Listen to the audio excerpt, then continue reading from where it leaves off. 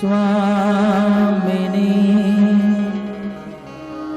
मैं राधे को दास जन्म जन्म मोह दीजियो श्री वृंदावन वास। राधा तो बड़ भागिनी कौन तपस्या कीन तीनों लोक के नाथ है सो तेरो आदि।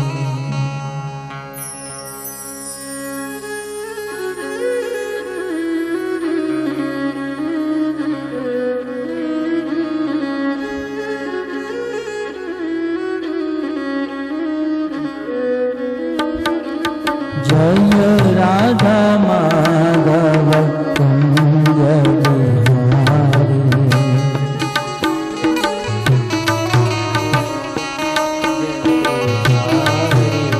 जय राधा माधव कुंज बिहारी जय राधा माधव कुंज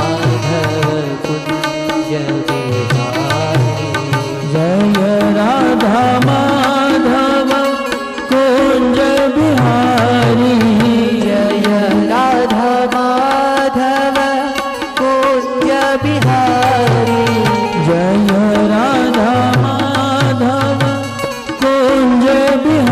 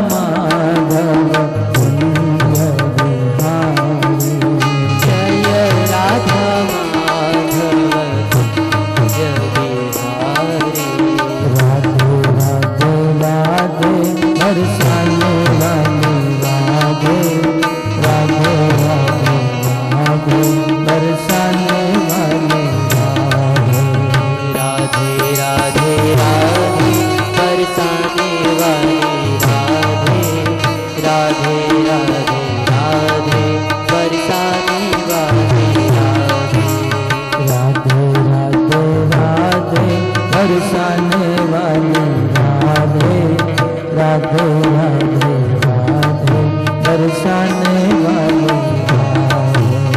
राधे राधे राधे बरसाने वाले राधे राधे राधे राधे बरसाने वाले राधे राधे राधे राधे बरसाने वाली राधे राधे राधे राधे बरसाने वाली राधे राधे राधे बरसाने वाली राधे राधे राधे राधे बरसाने वाली राधे राधे राधे बरसाने वाली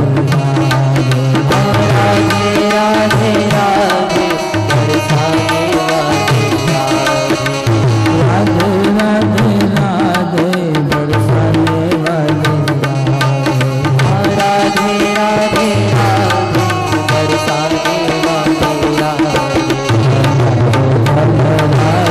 श्री राधा श्री राधा श्री राधा श्री राधा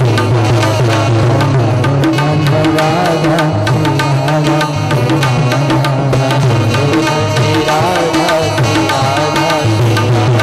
परम घन राधा राधा राधा राधा राधा परम घन राधा राधा राधा राधा राधा राधा श्री राधा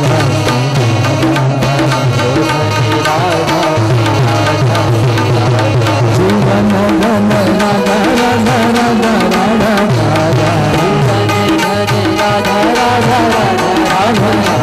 जीवन घन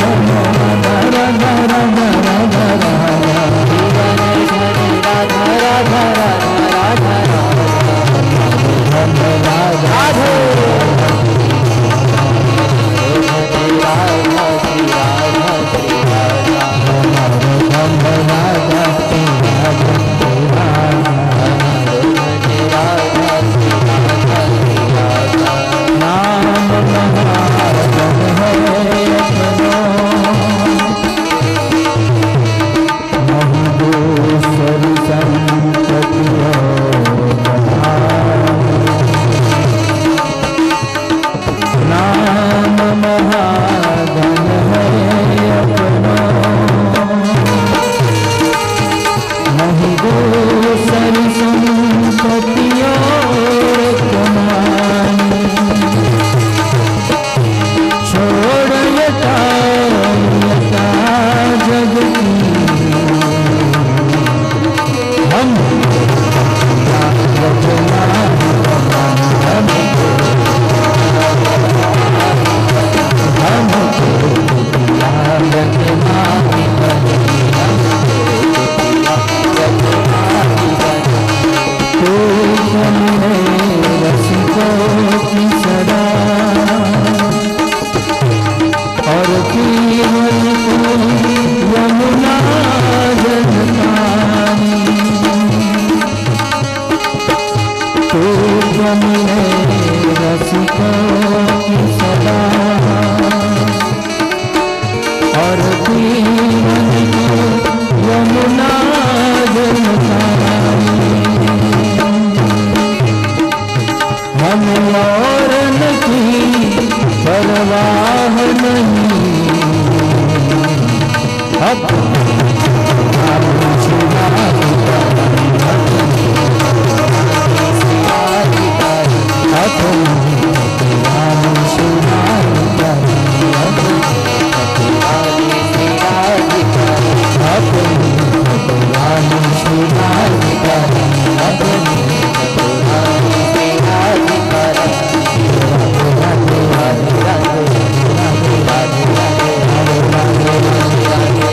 राधा राधा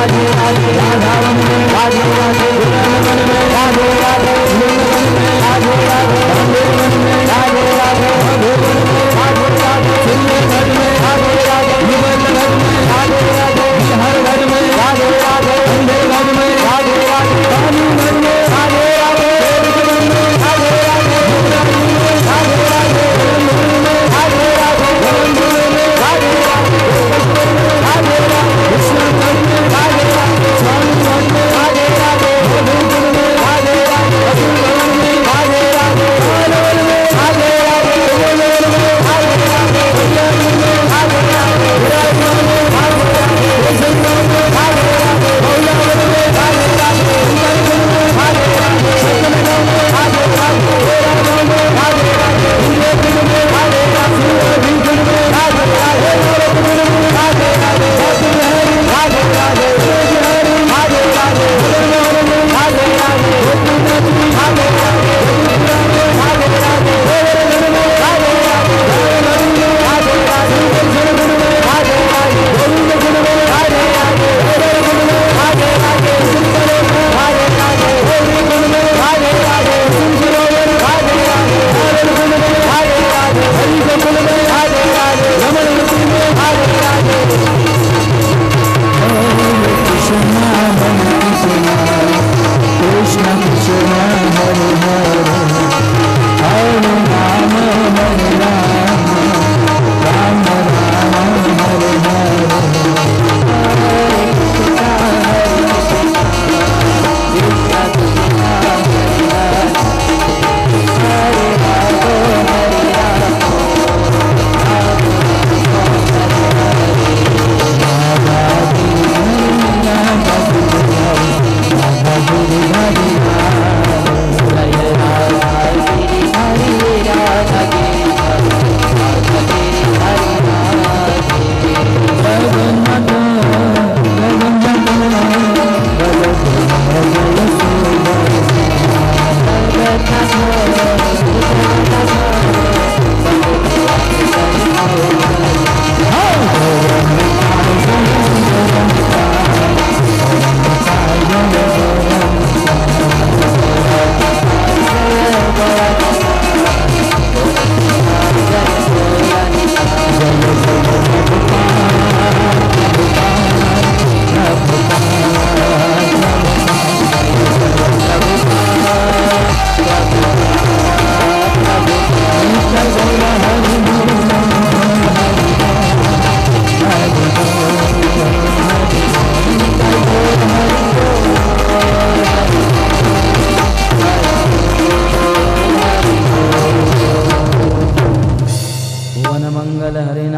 संकीर्तन की जय, श्रील प्रभुपाद की जय, निताय गौर प्रेमानंद हरि हरि बोल।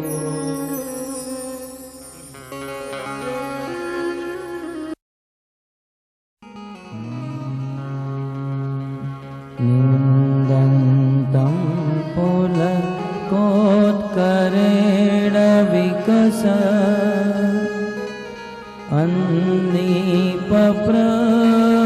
अन्नीपप्रसुञ्छविं प्रोद्भिर्कृत्य भुजद्वयं हरिहरि योच्चैवदन्तं नुः मृत्युन्तं दुत्रमाशुनिर्जरचये सिञ्चन्तभूर्वीतलं गायन्तं निजपार्षदे परिवृतं श्रीगौरचन्द्रं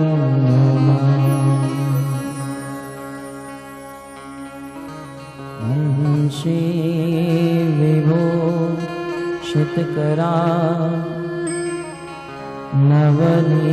नवनीरदाभा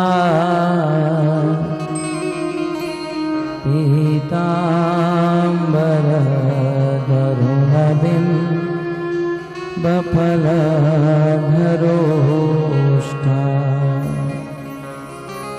पूर्णेन्दुशोभितं करमुखात् अरविन्दनेत्रा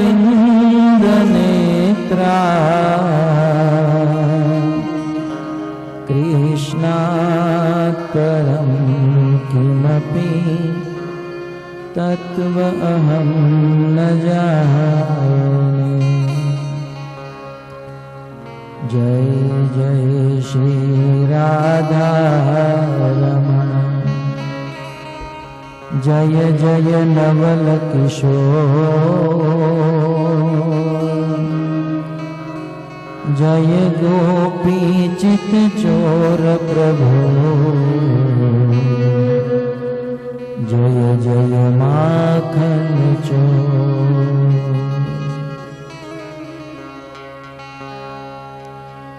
हरे कृष्णा कृष्णा कृष्णा हरे हरे, हरे राम राम राम हरे हरे, हरे कृष्णा कृष्णा कृष्णा हरे हरे, हरे राम राम राम हरे हरे, हरे कृष्णा कृष्णा कृष्णा हरे हरे, हरे राम राम राम हरे हरे।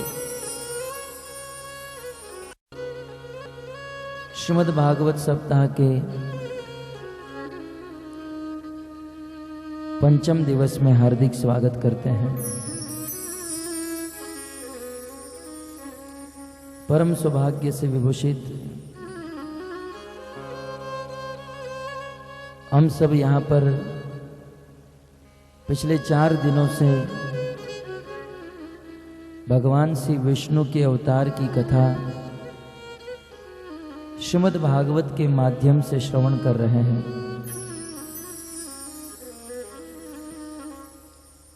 आज से 5000 वर्ष पूर्व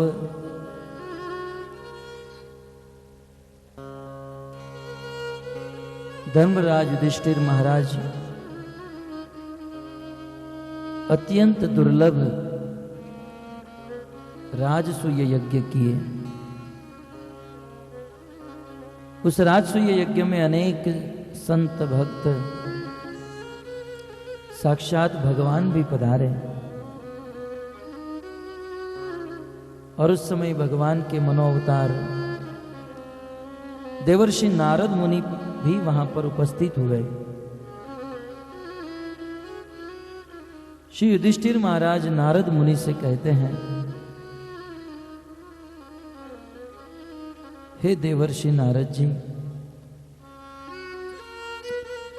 गृहस्थम एतां पदवीं विधिनायेन चाञ्जसा याति देवर्षे ब्रूहि मादृशो गृहमूढधी।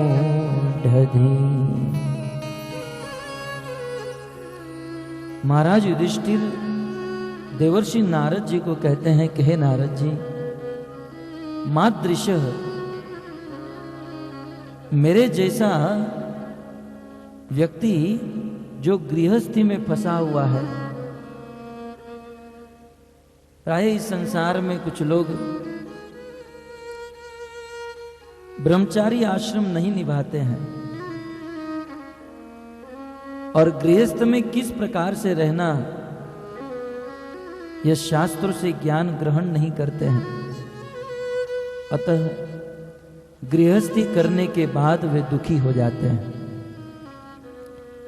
श्री युधिष्ठिर महाराज कहते हैं कि नारद जी, मैं गृहस्थ व्यक्ति हूं। आपने पूर्व में सन्यास धर्म का वर्णन किया और आपने ये भी कहा कि इस जगत में यदि कोई व्यक्ति सन्यास ग्रहण कर लेता है, सन्यास का अर्थ होता है सम्यक रूपेण न्यास, भगवान की भक्ति में पूर्ण रूप से लग जाना, उसे सन्यास कहते हैं। तो ऐसा सन्यासी इसी जन्म में भगवान को प्राप्त कर लेता है। परंतु नारद जी, मैं तो एक गृहस्थ हूं। गृहस्थ में फंसा हुआ एक साधारण यह बताइए कि मेरे जैसा गृहस्थ व्यक्ति गृहस्थी में रहकर भगवान की प्राप्ति कैसे कर सके। महाराज युधिष्ठिर अपने आप को गृह मुड्ढधि कह रहे हैं। मैं गृह में फंसा हुआ एक मूर्ख आदमी हूं। परंतु सच्ची बात तो यह है भक्तों, महाराज युधिष्ठिर तो समस्त संसार के स्वभाव से, संसार के दोषों से मुक्त हो चुके हैं। महाराज युधिष्ठिर हम जैसे गृहस्थियों के लिए प्रश्न कर रहे हैं। बताइए, गृहस्थी में फंसा हुआ व्यक्ति अंजसा आसानी से और बहुत जल्द भगवान की प्राप्ति कैसे कर सकता है? कृपया करके इस विधि का वर्णन कीजिए। याति देव ऋषे ब्रूहि मादृशो गृह मुड्ढधि। मेरे जैसा गृहस्थी में आसक्त व्यक्ति गृहस्थी में ही रहकर भगवान की प्राप्ति कैसे कर सके, ऐसा उपदेश दीजिए। तब नारद जी कहते हैं कि हे युधिष्ठिर, गृहस्थम एताम पदवीम, यदि गृहस्थी में रहकर भगवान की प्राप्ति करना चाहते हो तो सर्वप्रथम आप गृहस्थी में ही रहो। संसार में कुछ लोग होते हैं, फल्गु वैराग्य आ जाता है जिसे मरकट वैराग्य कहते हैं। ऐसे मरकट वैराग्य को लेकर अपने घर को छोड़ देते हैं। परंतु नारद जी कहते हैं कि यदि गृहस्थी में हो तो गृहस्थी में ही रहो। वहां ब्रह्मा जी भी भगवान को प्रार्थना करते हुए कहते हैं, स्थाने सीता श्रुतिगता तनुवाक मनोभीर। भगवान की प्राप्ति करने के लिए जरूरी नहीं है कि घर को छोड़ देना, वन में चला जाना। स्थान स्थिता, आप अपने जिस स्थान में हो, आप जिस कार्य में लगे हो, वहीं रहकर भगवान का नाम लो, भगवत कथा सुनो, भगवान की प्राप्ति हो सकती है। गृहस्थी को छोड़ना नहीं है, गृहस्थी से भागना नहीं है, क्योंकि जिस कर्तव्य को हमने स्वीकार किया है उस कर्तव्य करना, उन्हें भक्त बनाना, सत मार्ग पर लेकर जाना, अपनी संतानों को सत मार्ग का उपदेश देना, जैसे कल भगवान ऋषभदेव ने अपने 100 पुत्र को दिया था। गृहस्थी में रहना चाहिए, नारद जी कहते हैं। यद्यपि नारद जी स्वयं सन्यासी हैं, ब्रह्मचारी हैं, लेकिन कहते हैं गृहस्थम एताम पदवीम, गृहेषु अवस्थितो राजन। और गृहस्थी में रहकर क्या करना है? कुर्वन क्रिया यथोचिता, यथा उचित गृहस्थी के जो कर्तव्य है उस कर्तव्य को निभाना चाहिए। लेकिन ध्यान रहे, बहुत सुंदर शब्द कहते हैं यथा उचित। गृहस्थी में जितने जरूरी कर्तव्य हैं उतने कर्तव्यों को निभाना है। इसका अर्थ यह नहीं कि रात दिन बस गृहस्थी में ही पड़े रहे, गृहस्थी में आसक्त हो जाए। जितना कर्तव्य है उतना कर्तव्य निभाना है, और काम धंधा आदि जो भी करते हैं वह करना है। और फिर जीवन में जो भी कर रहे हैं, जितने भी कर्म हो रहे हैं, ये सभी कर्म के फल को भगवान को अर्पित कर देना है। वासुदेव अर्पणम साक्षात, भगवान वासुदेव को, कृष्ण को, नारायण को अर्पण कर देना। यही सनातन धर्म है, यही भागवत धर्म है। भक्तों, पूरे भागवत ग्रंथ को यदि एक श्लोक में ढाला जाए, पूरे सनातन धर्म का सार भागवत के अंत में भगवान ऋषभदेव के पुत्र नव योगेश्वर जी कहते हैं, कायेन वाचा मनसेन्द्रियैर्वा बुद्ध्या मनावा नुश्रुत स्वभाव करोति यत् यत् सकलं परस्मै नारायणेति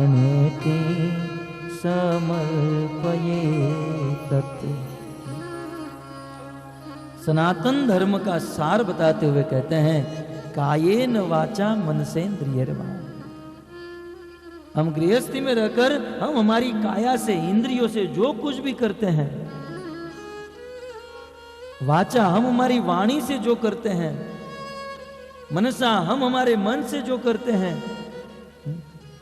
इतना ही नहीं हमारी बुद्धि और अहंकार से हम जो भी करते हैं, करोति यत यत सकलम, इंद्रियों से, वाणी से, मन से, बुद्धि से, अहंकार से जो भी कार्य करते हैं, ये सब कुछ नारायणेति समर्पयेतत्, भगवान नारायण को अर्पण कर देना, यही सनातन धर्म का सार है। यही भागवत धर्म का सार है। हमारा सब कुछ भगवान के लिए हो, हमारे जीवन की प्रत्येक सांस भगवान के लिए हो। और इससे जरूरी नहीं है कि गृहस्थी को छोड़ना। हम यदि गृहस्थी में रह रहे हैं, पैसे कमा रहे हैं, लेकिन उन पैसों को वैष्णव की सेवा में, भगवान की सेवा में इस्तेमाल किया जाए, तो वह पैसे कमाना भी एक भक्ति है। क्योंकि मेहनत करके उस मेहनत का सार आप भगवान और भक्तों की सेवा में दे रहे हो। अतः गृहस्थी में रहना है, गृहस्थी में रह के कर्म करो और कर्म करके वासुदेव, वसुदेव नंदन कृष्ण को अर्पण करो। और साथ ही साथ याद रहे, यदि इस प्रकार से गृहस्थी में रहना है और गृहस्थी में रहकर भी आसक्त नहीं होना है, तो तुम्हें एक काम करना होगा। बोले क्या? उपासित महामुनि। क्योंकि गृहस्थियों के लिए एक बहुत बड़ी परीक्षा है। गृहस्थी में भी रहना है और गृहस्थी में रहकर आसक्त नहीं होना है। भगवान कपिल देव ने कहा था ना, तो गृहस्थी में रहना है, गृहस्थी को छोड़ना नहीं है और आसक्ति से मुक्त होना है। इसके लिए क्या करना होगा? बोले उप आसित महामुनि, महामुनियों का, संतों का, साधुओं का संग करना होगा, सत्संग करना होगा। गृहस्थी में रहकर यदि हम सत्संग करेंगे तो गृहस्थी में आसक्त नहीं हो पाएंगे। सत्संग एक जड़ी बूटी के समान है। श्रीमद् भागवत कथा, भागवत सत्संग एक संजीवनी बूटी के समान है। भक्तों, आपने गांव में सांप और नेवले का युद्ध देखा होगा। सांप और नेवला जब युद्ध करते हैं तो बहुत लंबे समय तक चलता है, लेकिन नेवला बहुत बुद्धिमान होता है। जब सांप के साथ युद्ध करता है तो एक विशेष जड़ी बूटी के बाजू में रहकर वह युद्ध करता है। यद्यपि नेवले से कोटि गुना शक्तिशाली सांप है, क्योंकि सांप में जहर होता है। सांप और नेवले का युद्ध प्रारंभ होता है और सांप नेवले को डंक मार के अपना सारा जहर नेवले में छोड़ देता है। और जैसे ही नेवले में जहर चढ़ जाता है, वह नेवला उस जड़ी बूटी के पास चला जाता है। जैसे ही जड़ी बूटी को सूंघ लेता है, वो सारा जहर उतर जाता है। फिर से वह नेवला सांप के साथ युद्ध करने लगता है। लगातार घंटों पर युद्ध होता है। सांप जब डंक मारता है, जहर चढ़ जाता है नेवले में, फिर से नेवला चला जाता है, संजीवनी बूटी को सूंघ लेता है। वैसे लगातार सांप डंक मारते रहता है और नेवला वहां से दूर उस जड़ी बूटी को सूंघकर विष को उतार देता है। और अंत में डंक मार मार के सर्प के सारा विष समाप्त हो जाता है। और आखिर सांप हार जाता है और नेवला विजयी हो जाता है। भक्तों, उसी प्रकार ये सांप जो है इस संसार की माया है, और हम लोग संसार की माया के बीच में रह रहे हैं। चारों ओर माया, मोह, ममता का प्रभाव है। और गृहस्थियों के लिए कह रहे हैं कि उसी के बीच में रहना है, उसको छोड़ना नहीं है, लेकिन उसके बीच में रहकर उसे आसक्त नहीं होना है। तो माया का इतना प्रभाव होता है, संसार के जीवों के ऊपर माया का प्रभाव चल जाता है। परंतु यदि संसार में रहने वाला मनुष्य उस माया से दूर भागवत कथा सत्संग में आकर बैठता है, तो भागवत कथा सत्संग उस बूटी की तरह है। जैसे नेवला उस बूटी को सूंघता है और जहर को उतार देता है, वैसे मनुष्य भागवत कथा का संग करता है तो माया का प्रभाव उतर जाता है।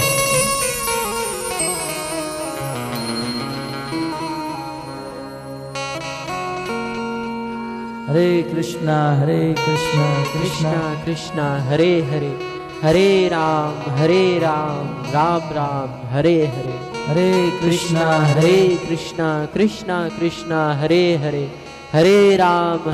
जैसे जहर से युक्त नेवला जड़ी बूटी को सूंघता है, तुरंत वह जहर उतर जाता है, वैसे माया से बंधा हुआ जीव जैसे ही सत्संग में आता है माया से मुक्त हो जाता है। लेकिन सत्संग तो 1-2 घंटे के लिए होता है, फिर से उसे अपनी गृहस्थी में जाना होता है, फिर से अपनी गृहस्थी में चला जाए, गृहस्थी में रहे, और फिर गृहस्थी से जब दुख मिलता है फिर से सत्संग में आ जाए, सत्संग में आकर उस माया से दूर हो जाता है। वैसे बारंबार लगातार सत्संग करने से इस माया के साथ युद्ध में एक दिन माया हार जाती है और यह जीव विजयी हो जाता है। परंतु माया से जीतने के लिए सत्संग करना होगा। कुछ लोग कहेंगे एक बार सत्संग कर लिया अब तो चलेगा, बोले नहीं, इसे निरंतर करना होगा। जैसे नेवला निरंतर 1 बार 2 बार लगातार उस बूटी को सूंघता है तब जाकर सांप को हरा सकता है, वैसे हम लगातार सत्संग को सुनेंगे तब जाकर माया को हरा पाएंगे। तब नारद जी कहते हैं गृहस्थी में रहकर गृहस्थी की आसक्ति से मुक्त होना है और भगवान की प्राप्ति करनी है तो सत्संग करना होगा। तो मानो युधिष्ठिर महाराज कहे सत्संग में जाकर क्या करना होगा, सत्संग में जाकर क्या सुनने से भगवान की प्राप्ति होती है।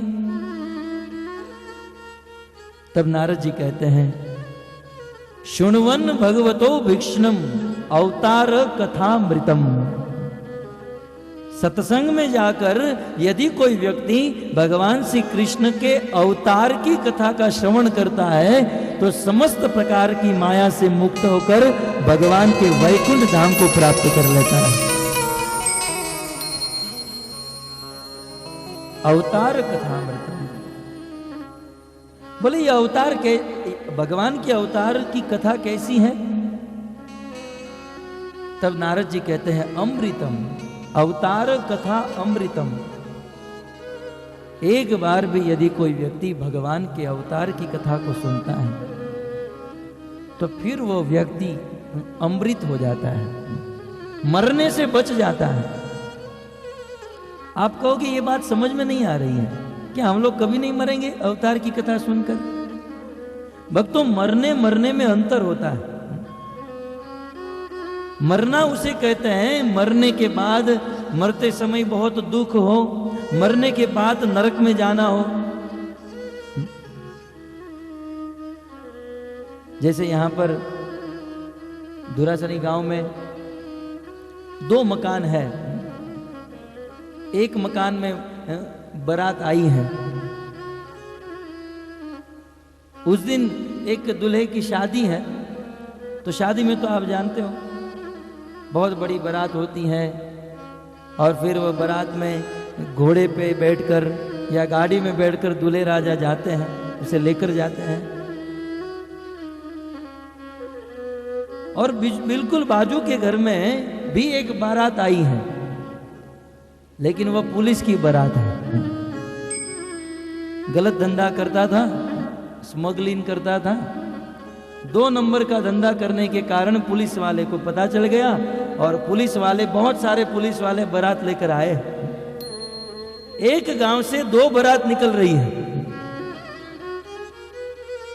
एक दूल्हे राजा की बारात और दूसरी पुलिस वालों की बारात, और दोनों गांव से जा रहे हैं।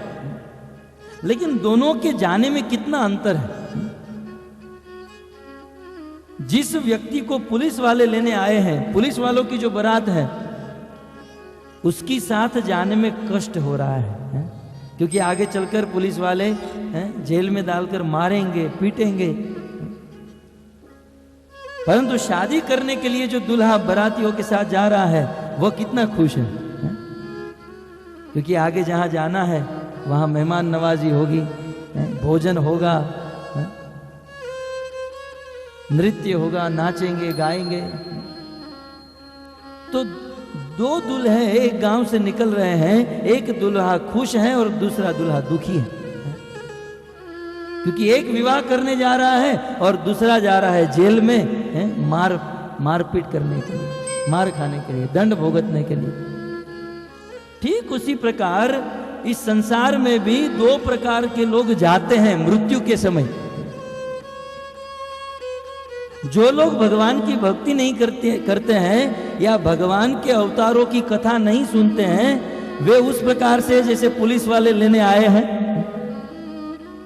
यमराज जी के दूत आते हैं उसे लेने के लिए और नरक में ले जाकर बहुत मारते हैं, बहुत पीटते हैं, और उस समय वो व्यक्ति बहुत दुखी होता है मरते समय। लेकिन जो लोग भगवान की कथा सुनते हैं, भगवान के अवतारों की कथा सुनते हैं, उसे लेने के लिए भी बारात आती है, लेकिन वह कैसी बारात होती है? भगवान विष्णु के दूत आते हैं, विमान लेकर आते हैं और विमान में बिठाकर वैकुंठ लेकर जाते हैं, और उस समय वो व्यक्ति परम प्रसन्न होता है। मरना सबको है, लेकिन मरने में कितना अंतर है। पाप करने वाले दुखी होकर मरते हैं और मरने के बाद भी बहुत बड़ा दंड, बहुत बड़ी सजा है उनके लिए। लेकिन भगवत कथा सुनने वालों के लिए कथा सुनने में भी आनंद है, मरने में भी आनंद है। भगवान के भक्त हंसते हंसते मरते हैं, और यहां से मरने के बाद तो उनकी प्रगति है, उनकी उन्नति है, वैकुंठ। इसलिए भगवान की कथा को अमृतम कहा है, अवतार कथामृतम। भगवान की कथा मरने वाले जीवों को वैकुंठ प्रदान करने वाली है। परंतु एक शर्त है, भले यह भगवान के अवतारों की कथा सुनकर भगवान के धाम में हम जा सकते हैं, लेकिन एक शर्त रख रहे हैं। बोले शर्त यह है कि यह भगवान की कथा श्रद्धा से सुननी होगी। श्रद्धानो यथा कालम उपाशांत जनावृत। श्रद्धा होनी चाहिए, 3 लोगों के प्रति श्रद्धा होनी चाहिए, तब जाकर यह भागवत का पूरा पूरा फल मिलता है। सर्वप्रथम भगवान के ऊपर श्रद्धा होनी चाहिए, और तत्पश्चात भगवान जिस ग्रंथ के प्रतिपाद्य विषय है, ऐसे भागवत और गीता में श्रद्धा होनी चाहिए, शास्त्र में श्रद्धा होनी चाहिए। और तीसरी, शास्त्र को बोलने वाले वक्ता में श्रद्धा होनी चाहिए। ये 3 प्रकार की श्रद्धा यदि हमारे हृदय में है, तो निश्चित इस सत्संग से इसी जन्म में हम भगवान के धाम को प्राप्त कर सकते हैं। श्रद्धा। चैतन्य महाप्रभु कहते हैं, श्रद्धा का अर्थ, श्रद्धा शब्दे विश्वास कहे सुदृढ़ निश्चय, कृष्ण भक्ति कहले सर्व कर्म कृत है। बोले श्रद्धा का अर्थ है दृढ़ विश्वास। कितना विश्वास? कि कृष्ण भक्ति कहले, मैं कृष्ण भक्ति कर रहा हूं, बस कृष्ण भक्ति ये इतनी दिव्य वस्तु है, ये दिव्य कर्म है कि कृष्ण भक्ति करने से अन्य कोई चीज करने की जरूरत नहीं, कृष्ण अवश्य मेरी रक्षा करेंगे। इतना विश्वास आ जाए, जीवन धन्य हो जाए। तो बहुत सुंदर नारद जी ने कहा, गृहस्थी में रहते हैं, परंतु गृहस्थी में रहकर भगवान की प्राप्ति करनी है तो भगवान के अवतारों की कथा सुनिए। आज हम सबका परम सौभाग्य है, श्रील प्रभुपाद जी की कृपा से ये भागवत रूपी गंगा इसे छोटे से गांव में आई है, और हम सब लोग भगवत धाम प्रदान करने वाली भगवान के अवतारों की कथा सुन रहे हैं। आइए, कल तक 13 अवतार हो चुके हैं, आज 14वां अवतार है। श्री वेद व्यास जी अपनी कलम चलाते हैं, सुत गोस्वामी ऐलान करते हैं, चतुर्दर्शम नरसिंहम। 14वां अवतार नरसिंह भगवान के रूप में है, अद्भुत अवतार है। चतुर्दशम नरसिंहम बिभ्रत दैतेन्द्र मूर्जितम ददार करजेरुरा वैरकाम कटकूध्यथा।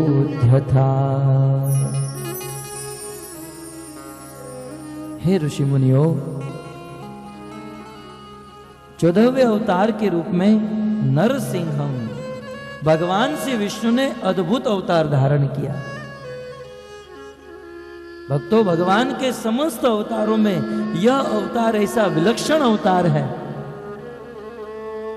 कि इस अवतार की पूर्व कोई आगाही नहीं थी। यह अवतार सहसा अचानक भगवान ने धारण किया। क्यों? अपने भक्त को के वचन को सत्य करने के लिए। सत्यम विधातुम निज भृत्य भाषितम स्तंभे सभायाम न मृगम न मानुषम। अपने भक्त के वचन को सत्य करने के लिए भगवान ने सहसा अवतार धारण किया। और यह अवतार कैसा था? नर सिंह, आधे नर और आधे सिंह। विप्रद दैत्रेन्द्रम ऊर्जितम, क्योंकि दैत्यों का राजा हिरण्याकश्यपु ब्रह्मा जी के वरदान से बहुत शक्तिशाली हो चुका था। ऐसे हिरण्याकश्यपु को ददार करजे वक्षसी, भगवान नरसिंह देव ने अपने वज्र के समान तीक्ष्ण नख से हिरण्याकश्यपु की छाती को फाड़ दिया। सुत गोस्वामी कहते हैं, किस प्रकार से भगवान नरसिंह देव ने हिरण्याकश्यपु की छाती को फाड़ा? बोले, एर काम कटकृत यथा। चटाई बनाने वाले को कभी आपने देखा होगा, चटाई बनाने वाला कभी कभी उस घास के तिनके को 2 भाग करना होता है, तो हाथ में उस तिनका पकड़कर एक ही झटके में उसके 2 भाग कर देता है। अथवा धोती कुर्ता के लिए आप कपड़ा खरीदने गए होंगे, कपड़े बेचने वाले नाप करके जब कपड़ा काटना होता है तो थोड़ी सी कैंची मारते हैं, फिर एक ही झटके में उसे फाड़ देते हैं। जैसे एक झटके में उस कपड़े को फाड़ दिया जाता है, वैसे भगवान नरसिंह देव ने हिरण्याकश्यपु को फाड़ डाला, छाती को विदीर्ण कर दिया। श्रीमद् भागवत के 7वें स्कंद में भगवान नरसिंह देव और प्रहलाद की कथा है। भक्तों, कथा इस प्रकार से है कि जब भगवान वराह ने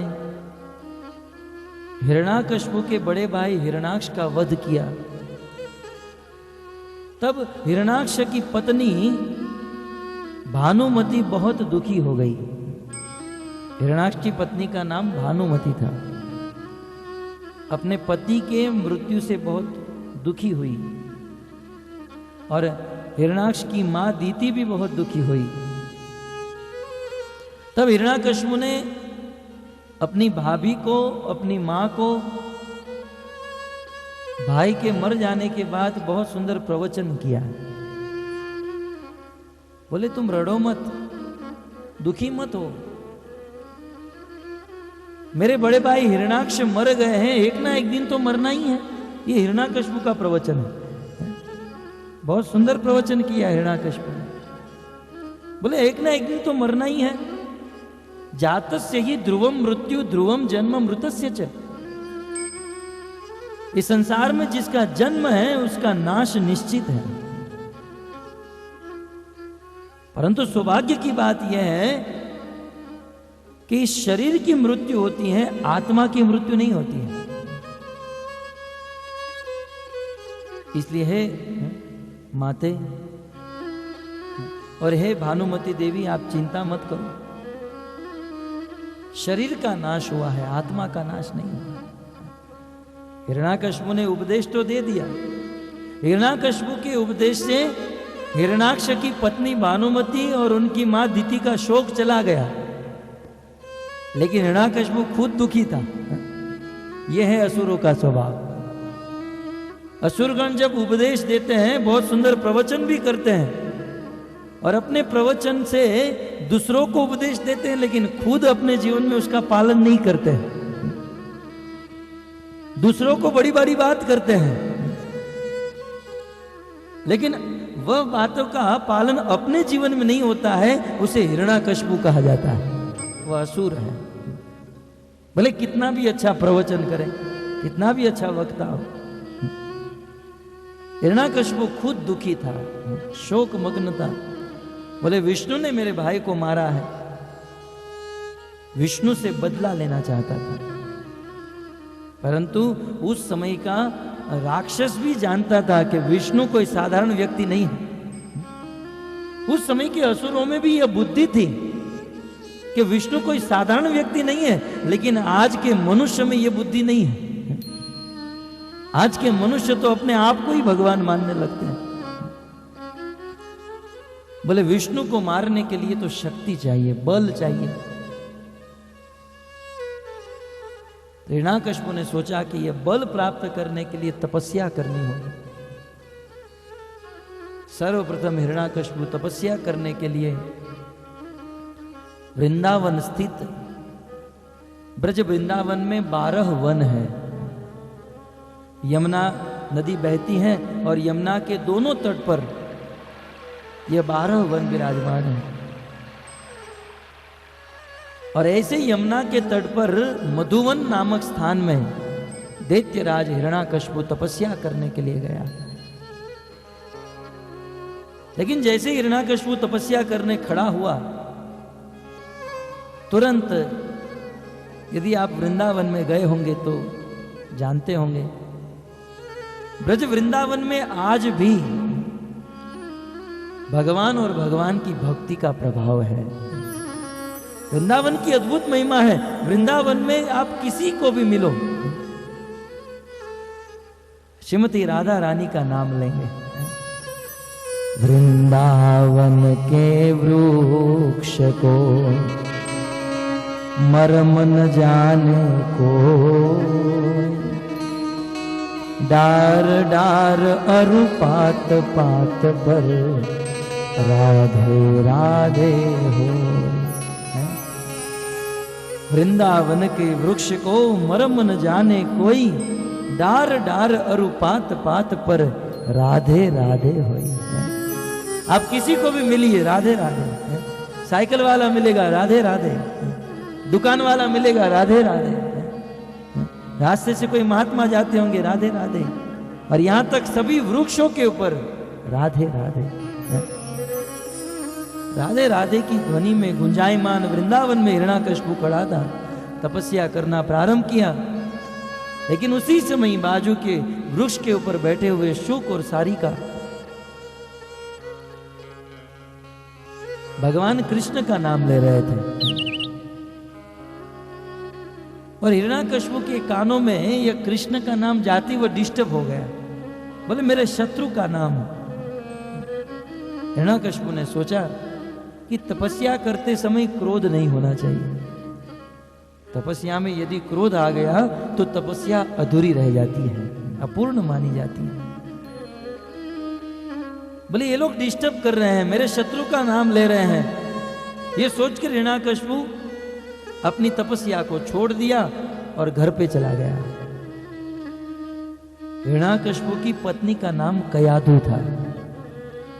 देवी कयाधु ने अपने पति हिरण्याकश्यप को कहा, पतिदेव आप तो लंबे समय के लिए तपस्या करने गए थे, इतने जल्दी वापस क्यों आ गए? हिरण्याकश्यप ने कहा छोड़ो ना इस बात को। इतना कह के थका हुआ हिरण्याकश्यप घर पे जाकर सो गया। लेकिन सोते सोते उनकी पत्नी ने हठ नहीं छोड़ी। बोले बताइए पतिदेव आप वापस क्यों आ गए, कारण क्या है? और स्त्री हट तो आप जानते ही हैं, एक बार यदि स्त्री ने हट कर ली तो फिर उसे कितना भी बड़ा पुरुष क्यों ना हो, राजा दशरथ जिसका रथ 10 दिशा में चलता था, बड़े बड़े देवता भी राजा दशरथ को युद्ध करने के लिए बुलाते थे, लेकिन ऐसे राजा दशरथ भी कैकेयी के सामने लाचार हो गए। कितना भी बड़ा पुरुष हो, स्त्री के सामने तो झुकना पड़ता है। कयाधु ने बार बार कहा, आप वापस क्यों आ गए, वापस क्यों आ गए? तब हिरण्याकश्यपु सोते सोते जवाब दे दिया, बोले वृंदावन गया था, मधुवन में जब तपस्या करने खड़ा हुआ तो वृक्ष पर बैठे हुए 2 पक्षी बोलने लगे। बोले छोड़ो ना, क्या हो, शत्रु का नाम बोलना। कयाधु ने कहा, बताओ क्या बोले वो। जब पत्नी ने बहुत बहुत हट पकड़ी तब हिरण्याकश्यपु के मुख से जीवन में प्रथम बार भगवान श्री कृष्ण का नाम निकल गया। हरे कृष्णा कृष्णा कृष्णा हरे हरे, हरे राम राम राम हरे हरे। जैसे ही हिरण्याकश्यपु के मुख से भगवान का नाम लिखना, और उसी समय कयाधु के गर्भ में एक बालक आया। असुर था लेकिन गर्भाधान भगवान के नाम से हुआ, भगवान के महामंत्र से, कृष्णा कॉन्शियसनेस होकर इन्होंने गर्भाधान किया। इसलिए इतने बड़े असुर का पुत्र भी महाभागवत भगवान विष्णु का परम भक्त प्रहलाद महाराज के रूप में जन्म लेगा।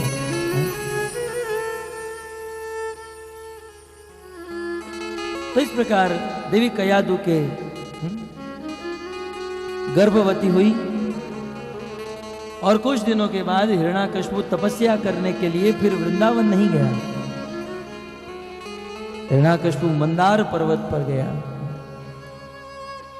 श्री नारद मुनि इस कथा को राजसूय सभा में सुनाते हैं, और सुखदेव गोस्वामी वही कथा महाराज परीक्षित को सुनाते हैं कि परीक्षित, हिरण्याकश्यपु गया है मंदार पर्वत पर। क्यों? क्योंकि हिरण्याकशिपु राजन अजेय जरामरम आत्मानम अप्रतिद्वंद्वम एक राट व्यधित सतः। अजर अमर बनने के लिए और इस पृथ्वी का एक छत्र सम्राट बनने के लिए और विष्णु का वध करने के लिए, इस उद्देश्य से हिरण्याकशिपु तप करने के लिए गया। और मंदार पर्वत की तलेटी में जाकर हिरण्याकशिपु सतेपे मंदर द्रोण्याम तप परम दारुणाम, परम दारुणम तपस्या करने लगा। भक्तों, तपस्या अनेक प्रकार की होती है। जब देवता लोग तपस्या करते हैं, भक्तगण तपस्या करते हैं, तो उस तपस्या का उद्देश्य होता है कि इस संसार में सब लोगों का भला हो, इस जगत में शांति आ जाए। सर्वे भवन्तु सुखिनाम, सर्वे सन्तु निरामय, सर्वे भद्राणि पश्यन्तु मां कश्चित् दुख भाग भवेत्। भक्त साधु संत जब तपस्या करते हैं तो उस तपस्या का उद्देश्य दूसरों को सुखी करना होता है। लेकिन दारुणम तपस्याम अस्ति, लेकिन हिरण्याकशिपु दारुण तपस्या कर रहा था। इस असुर के तपस्या का एकमात्र उद्देश्य दूसरों को कष्ट देना था, दूसरों को दुखी करना था। भगवान कपिल देव भी कहते हैं कि माते 4 प्रकार की भक्ति होती है, उसमें चौथे प्रकार की जो भक्ति है ना, वो तमोगुणी भक्ति है। और जो लोग तमोगुणी भक्ति करते हैं, तमोगुणी भक्ति करने वालों का उद्देश्य क्या होता है? दूसरों को दुखी करना। यद्यपि हिरण्याकशिपु तपस्या करने गया है, अपने शरीर को कष्ट देने गया है, लेकिन तपस्या करने का उद्देश्य दूसरों को कष्ट देना है। प्रचंड तपस्या शुरू किया। ऊर्ध्व बाहु नभो दृष्टि पादांगुष्ठा श्रुतावनी, अपनी दोनों भुजा ऊपर करके अपनी दोनों आंख आकाश की ओर रखकर केवल अपने चरण के अंगूठे के ऊपर खड़ा रह गया। और यह तपस्या प्रारंभ हुई। भक्तों, 1-2 दिन के लिए नहीं, हम तो 1 मिनट भी नहीं खड़े रह सकते। अंगूठे के ऊपर दोनों हाथ ऊपर करके, कुछ लोग तो महामंत्र बोलते समय भी हाथ ऊपर नहीं कर सकते। परंतु ये हिरण्याकश्यपु तपस्या करते हुए 1-2 साल नहीं 36,500 वर्ष तक खड़ा रहा। 36,500 वर्ष, दोनों हाथ ऊपर। उनका शरीर गल गया, कीड़े मकोड़े उनके शरीर मांस खून को खा पी गए, केवल हड्डी बची थी। और 36,500 वर्ष के बाद जटा आदि तिबी रेजे संवार्तकी वामशुभि तस्मिन तस्त तप्यमाने देवास्थानानि भयजिरे तेन तप्ता दिवम त्यक्त्वा। उस हिरण्याकश्यपु के शरीर से एक प्रचंड अग्नि उत्पन्न हुई। ब्रह्मलोकम ययुसुरा, और वो प्रचंड अग्नि ऊर्ध्व अधः 10 दिशा में जाने लगी। और उस अग्नि से तप्त हुए देवतागण ब्रह्मा जी के पास गए। कहा, ब्रह्मा जी आप हिरण्याकश्यपु तपस्या कर रहा है आपके लिए, आप जल्दी जाओ और उनकी तपस्या बंद कराओ। आचार्यगण कहते हैं ब्रह्मा जी ने देवताओं की बात पर ध्यान नहीं दिया। तब देवतागण कहते हैं, ब्रह्मा जी आप जानते हो हिरण्याकश्यपु तपस्या करना क्यों चाहता है? बोले नहीं। बोले हिरण्याकश्यपु तपस्या करके ब्रह्मलोक का राजा बनना चाहता है। तब ब्रह्मा जी ने सोचा अपनी कुर्सी खतरे में है, किस्सा कुर्सी का हो गया। ब्रह्मा जी तुरंत खड़े हुए, बोले कहाँ है? बोले मंदार पर्वत पर। ब्रह्मा जी का वाहन हंस, हंस के ऊपर सवार होकर ब्रह्मा जी मंदार पर्वत की तलेटी में आए।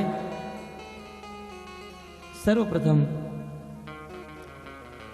पहले तो ब्रह्मा जी ने ढूंढा ये है कहां, आवाज आ रही थी लेकिन उनका शरीर इतना गल गया था, दिखाई नहीं दे रहा था। ब्रह्मा जी ने अपने कमंडल से गंगा जल निकालकर मंत्र अभिनिहित करके वहां पर छिड़का। भागवत में वर्णन आया है, उस गंगा के जल को स्पर्श होते ही हिरण्याकश्यपु का शरीर वज्र के समान मजबूत हो गया, फिर से अपने निज स्वरूप को प्राप्त कर लिया। ब्रह्मा जी को दंडवत किया। ब्रह्मा जी ने कहा, हिरण्याकश्यपु मैं तुम्हारी तपस्या से प्रसन्न हूं, खुश हूं, तुम्हें जो चाहिए वो मांग लो। तब हिरण्याकश्यपु कहता है, यदि दास्य भी मतान वरान में वरदोत्तम, यदि हे ब्रह्मा जी आपको मुझे वरदान देना ही है तो मुझे वरदान दो, मृत्यु मां बुन मम प्रभो, मेरी कभी भी मृत्यु न हो, मैं अजर अमर हो जाऊं। ब्रह्मा जी ने कहा, मुझे भी एक ना एक दिन मरना पड़ता है। ब्रह्मा जी की भी मृत्यु है। भले ब्रह्मा जी का जीवन लंबा है, जानना है कितना लंबा है? ब्रह्मा जी का जीवन बहुत लंबा है। इस सृष्टि में जब 30 दिन बीतते हैं तब 1 महीना होता है, ऐसे 12 महीने बीतते हैं तब 1 साल होता है। 4,32,000 वर्ष जब बीतते हैं तब कलयुग की अवधि समाप्त होती है। 8,64,000 वर्ष बीतते हैं तब द्वापर युग की अवधि समाप्त होती है। और कलयुग से 3 गुना त्रेता युग और 4 गुना सतयुग, ऐसे सतयुग, द्वापर, त्रेता और कली, ऐसे चतुर्युग 10,000 वर्ष 10,000 बार घूम जाते हैं तब ब्रह्मा जी के 12 घंटा समाप्त होते हैं, आधा दिन होता है। एक दिन मैं कंप्यूटर लेकर हिसाब किताब जोड़ रहा था कि ब्रह्मा जी का एक दिन कितना लंबा है।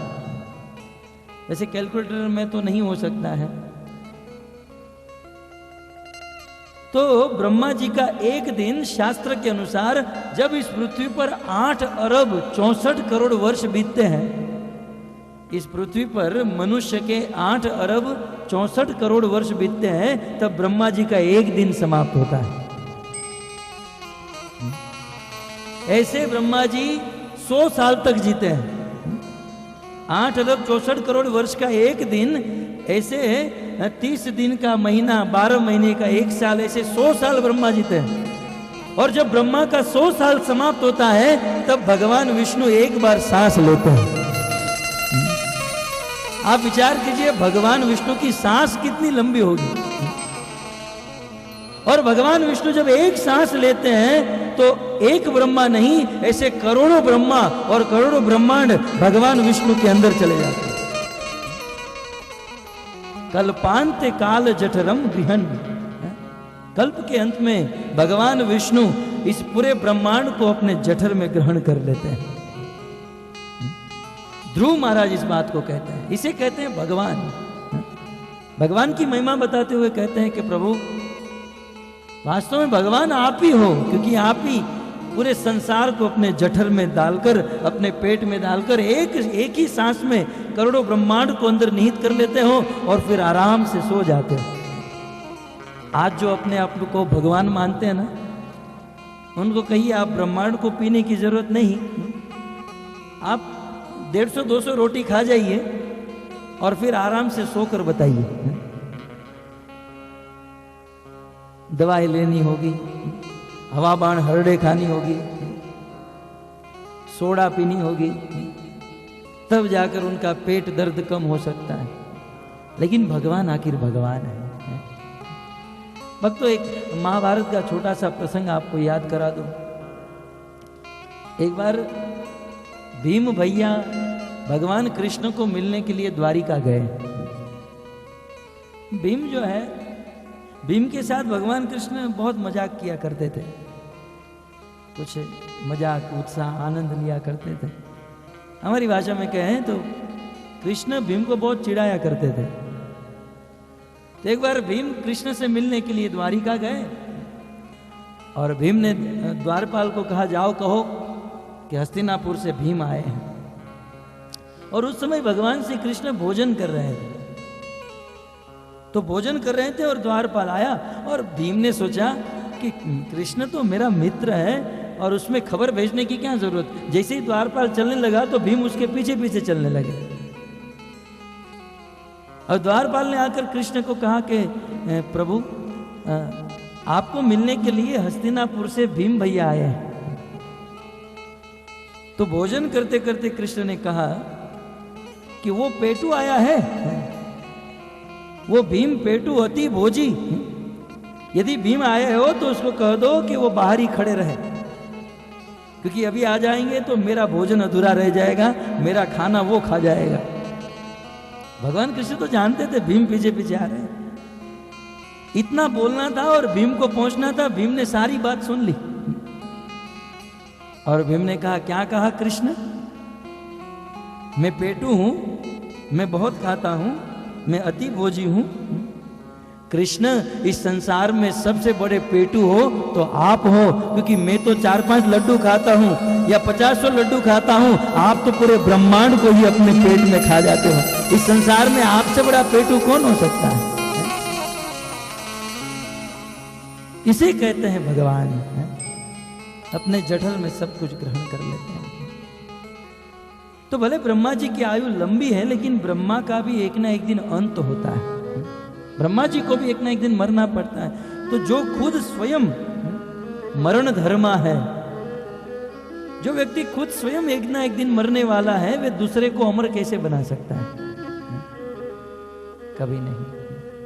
आजकल कुछ पाखंडी साधु संत बापू बाबा आशीर्वाद देते हैं, जाओ तुम सुखी हो जाओगे। तेरे आशीर्वाद से तेरा चेला यदि सुखी हो जाता तो पहले तू सुखी नहीं होता था? तुम करोड़पति बन जाओगे। यदि तुम्हारे आशीर्वाद से तुम्हारा चेला करोड़पति बन जाता तो पहले तुम करोड़पति ना हो जाते? स्वयं अपने पास कोई शक्ति और सामर्थ्य नहीं है और बस मात्र जनता को ठगने के लिए बैठे हैं।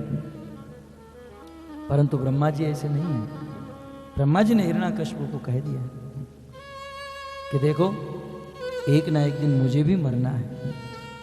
अतः हे दैत्यराज हिरण्याकश्यप, मैं तुम्हें अजर अमर होने का वरदान नहीं दे सकता हूं।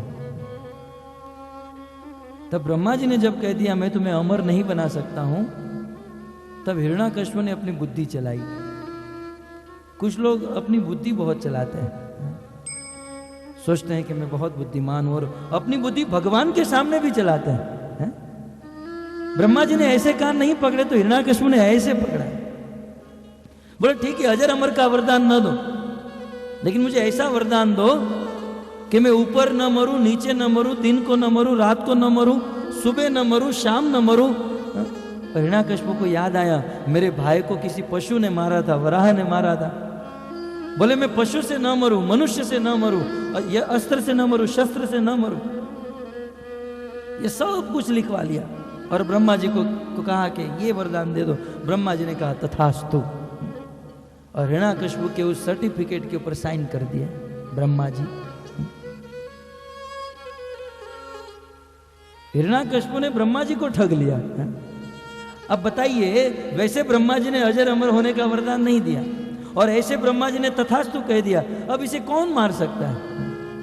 मनुष्य से नहीं मरेगा, पशु से नहीं मरेगा, अस्त्र से नहीं, शस्त्र से नहीं, दिन को नहीं, रात को नहीं, सुबह नहीं, शाम नहीं, अंदर नहीं, बाहर नहीं। अब कौन मारेगा इसे? भगवान से भी है?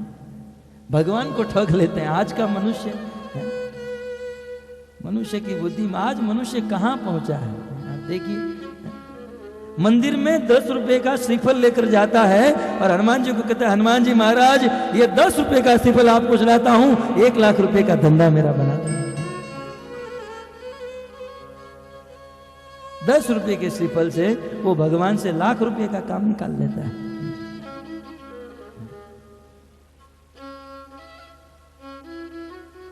तो इस प्रकार अब कथा तो मुझे बहुत याद आ रही है, चलो कह ही देता हूं। एक बार एक ऐसा ही लोभी व्यक्ति था और विवाह किया, बहुत दिन बीत गया, लेकिन उनको कोई संतान नहीं हुई। तो एक दिन वो ब्रह्मा जी के, क्षमा कीजिए, हनुमान जी महाराज के पास गया। हे हनुमान जी महाराज, आप हमारे ऊपर कृपा कीजिए, हमको संतान की प्राप्ति हो। आजकल लोगों को किसके पास से क्या मांगना चाहिए यह भी ज्ञान नहीं है। हनुमान जी बाल ब्रह्मचारी, वो क्या संतान देंगे? संतान के लिए पार्वती के पास जाओ, श्रीमती राधा रानी के पास जाओ। हनुमान जी के पास जाकर कहा, हनुमान जी महाराज मुझे संतान हो जाए, और यदि मुझे संतान हो जाएगा तो मैं आपको हीरे का हार प्रदान करूंगा। हीरे का हार मैं आपको चढ़ाऊंगा यदि मुझे संतान हो जाए। हनुमान जी ने कृपा की और 1-2 साल के बाद उनको एक संतान हुई, एक लड़के का जन्म हुआ, और उस लड़के का नाम उसने रखा हीरा भाई। हीरा भाई नाम होता है ना, नाम रख दिया हीरालाल। तो उनकी पत्नी ने कहा कि ये लड़का हुआ है हनुमान जी की कृपा से, और आपने मन्नत रखी है कि हीरे का हार चढ़ाओगे। उसने कहा अभी कहाँ देरी है, लड़के को बड़ा तो होने दो, बचपन में मर गया तो फिर हमारा हीरे का हार फोकट का जाएगा। लड़का बड़ा हुआ, बड़ा हुआ तो पत्नी ने कहा अब तो बड़ा हो गया है, अब तो हीरे का हार हनुमान जी को चढ़ाओ। बोले अभी शादी तो होने दो, अभी कहां उनकी शादी हुई है। तो अपने हीरालाल पुत्र की शादी कर दी, और शादी करने के बाद जब वापस लौट रहे थे तो पत्नी ने कहा अब तो हनुमान जी को शादी का अवसर है, अब तो हीरे का हार चढ़ाओ। तब ये व्यक्ति अपने पुत्र को लेकर गया, चलो हनुमान जी के पास, अब शादी करते हैं तो गले में हार तो होता है। तो उस व्यक्ति ने कहा देखो हनुमान जी महाराज, मैंने आपको कहा था यदि मुझे पुत्र होगा तो मैं हीरे का हार आपको चढ़ाऊंगा। ये है मेरा हीरा, ये लड़का मेरा हीरा। उसके गले से हार निकाला, चढ़ा दिया हनुमान जी को हीरे का हार। भगवान को ठग लिया, लड़का भी ले लिया और हार भी नहीं दिया। आज का मनुष्य इतना गिर चुका है, लेकिन यहां भले ठग लो, वहां कोई नहीं ठग सकता है। हिरण्याकश्यप ने इस प्रकार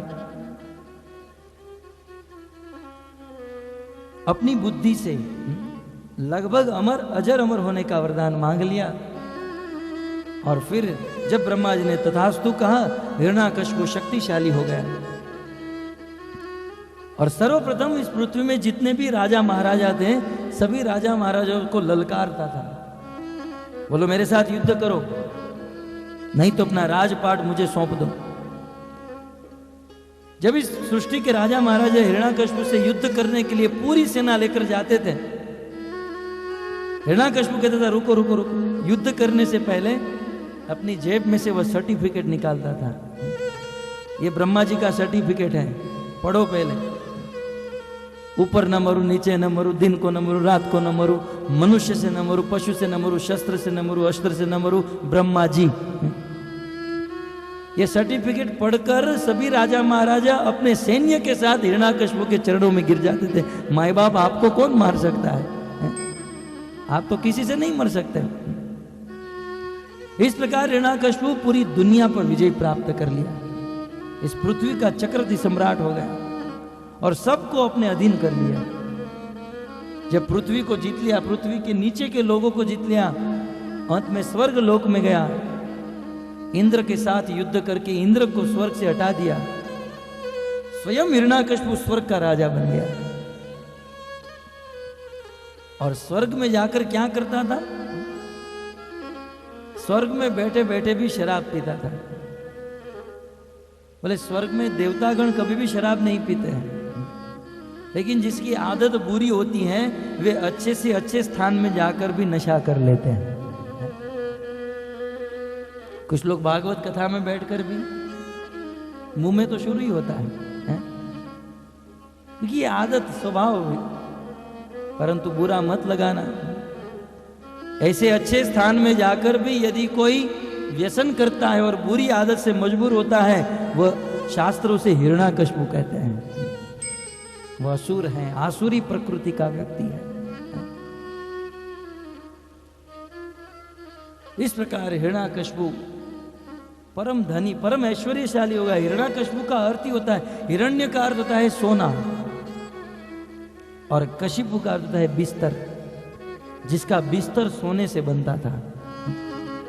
परम धनी हो गया हिरण्याकश्यप और सभी देवी देवताओं को अपने अधीन कर लिया। भागवत में आया है हिरण्याकश्यप के विषय में, जीते त्वये केन जगत त्रयम विभो।